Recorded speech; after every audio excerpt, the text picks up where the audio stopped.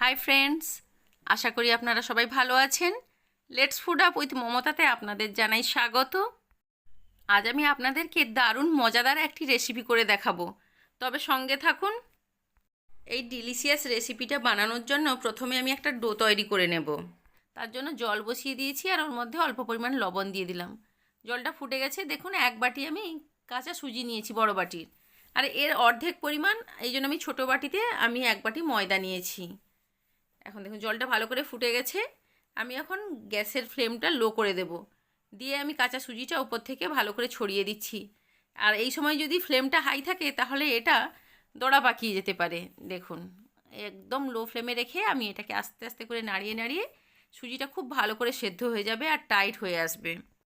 সুজিটা কতটা শক্ত হয়ে যাচ্ছে দেখুন, এটা ভালো করে সেদ্ধ হয়ে চলে এসেছে। এখন এই যে শক্ত হয়ে এসছে, এটাকে অল্প অল্প করে আমি ময়দা দিয়ে খুব ভালো করে একটা ডো করে নেব এই ওভেনের ওপরেই। দেখুন ফ্লেমটা কিন্তু লোতে রেখে করতে হবে এটা। ময়দাটাও খুব ভালো মতো সেদ্ধ হয়ে যাবে। এইভাবে দেখুন আমি এক বাটি ময়দা পুরো দিয়ে ধীরে ধীরে একটা ডো করে নিচ্ছি সুন্দর করে।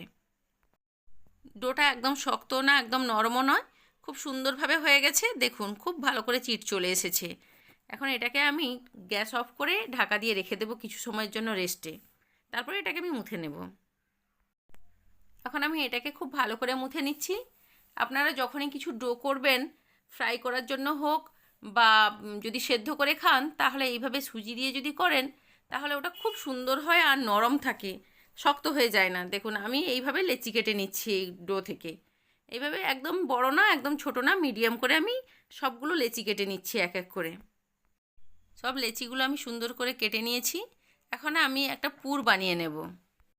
পুরটা বানানোর জন্য আমি হাফ নারকেল কুড়িয়ে নিয়েছি।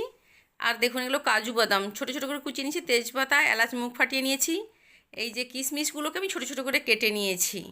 আর আমি এখানে গুড় নিয়েছি, খেজুরের গুড় এটা। আর আমি কিছুটা আদা নিয়েছি, এটাকে আমি ভালো করে এর রস বার করে নেব। আর এখানে ছানা, দেখুন 500 দুধের আমি ছানা কাটিয়ে রেখেছিলাম, সেই ছানাটাকে নিয়েছি। পুরটা বানানোর জন্য কড়া বসিয়ে আমি নারকেল কোড়াগুলো দিয়ে দিলাম, তেজপাতা, মুখ ফাটানো এলাচ সব একসঙ্গে দিয়ে দিলাম। তারপরে আমি যে খেজুরের গুড়টা রেখেছিলাম সেটা এর মধ্যে দিয়ে দিলাম। এটা একটু কম পরিমাণ দেব, কারণ এর মধ্যে কিশমিশ পড়বে, তো তাহলে মিষ্টিটা বেশি হয়ে যাবে। আর আপনারা যদি বেশি মিষ্টি খেতে চান তো বেশি দিতে পারেন। আমি আদার যে রসটা বার করে রেখেছিলাম সেটাও দিয়ে দিলাম। দিয়ে এখন আমি মিডিয়াম ফ্লেমে রেখে এটাকে ভালো করে নাড়িয়ে নিচ্ছি। আর কেটে রাখা কিশমিশগুলো এর মধ্যে দিয়ে দিলাম। এখন যে কাজুগুলো কুচিয়ে রেখেছিলাম সেগুলো এর মধ্যে দিয়ে দিলাম, দিয়ে ভালো করে আমি এটাকে নাড়িয়ে চাড়িয়ে নিচ্ছি। পুরটা হাই ফ্লেমে করা যাবে না, পুড়ে যেতে পারে। দেখুন আমি ছানাগুলো এর মধ্যে দিয়ে দিলাম, জল ঝরানো ছানা। ছানাটা দিয়ে একসঙ্গে আমি ভালো করে মিক্সড করে নিচ্ছি। এর সঙ্গে আমি কিছুটা গুঁড়ো দুধ অ্যাড করব। করলে তাহলে এটা খসখসে থাকবে না, খুব সুন্দর একদম সফট হয়ে যাবে এই পুরটা। আর দারুণ টেস্টি, খেতে দারুণ লাগবে। দেখুন এই পুরের মধ্যে জলটা যতক্ষণ আছে আমি এরকম নাড়াবো। জলটা ঝরঝরে হয়ে গেলে আমি এটাকে নামিয়ে নেব। অল্প পরিমাণ ঘি ওপর থেকে দিয়ে দিলাম, ফ্লেভারটা দারুণ আসবে। জলটাও শুকিয়ে এসেছে, এখন আমার পুরটা রেডি। পুরটা দেখতে যেমন সুন্দর, খেতে তো অতুলনীয়। এটা স্বাস্থ্যসম্মত, এটা বাচ্চারা দেখলেই হামলে পড়বে, দারুণ টেস্টি।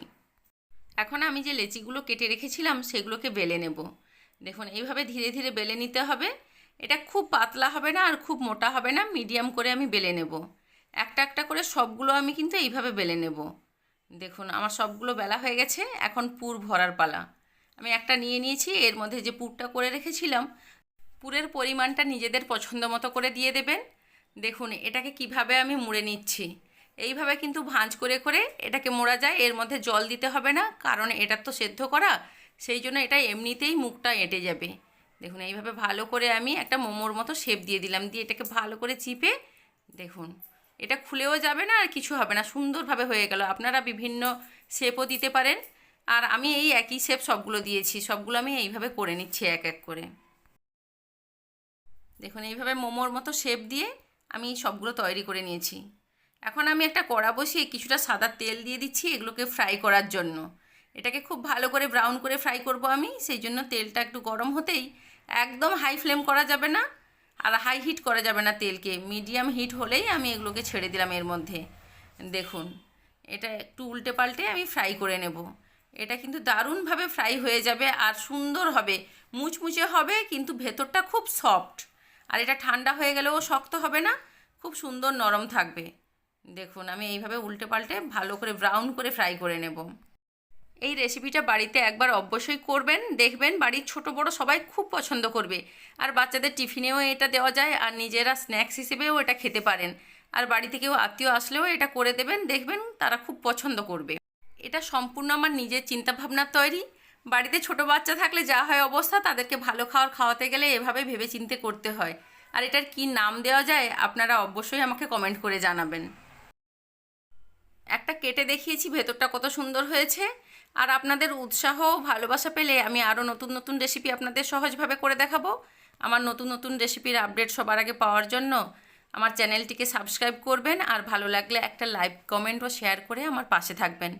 আপনাদের মূল্যবান সময় নষ্ট করে আমার এই ভিডিওটি দেখার জন্য আপনাদের সবাইকে জানাই অসংখ্য ধন্যবাদ। আপনারা সবাই ভালো থাকবেন, সুস্থ থাকবেন।